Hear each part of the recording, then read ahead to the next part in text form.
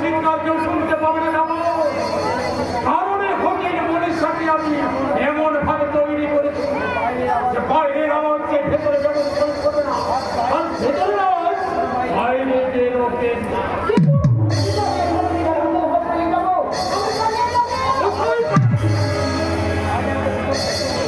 আজকে আমাদের পুরো সজ্জা সজ্জার পূর্ব বললে আমাদের হাত ছাড়িয়ে রাখতে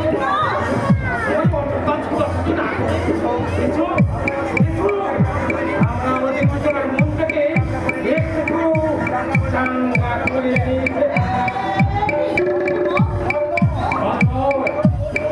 এটা হলো মোট মুক্তি নেওয়ার চিন্তাটি এসো এসো আমি তোমাকে নিজের হাতে খাইয়ে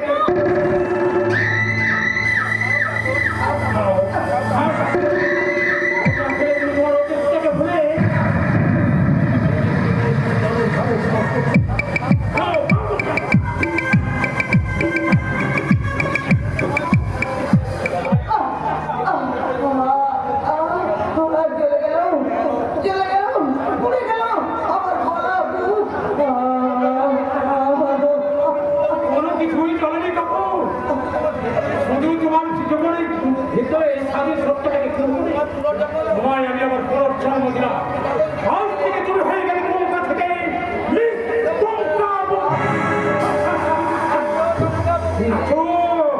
নাচু কুঙ্কাবতী নাচু।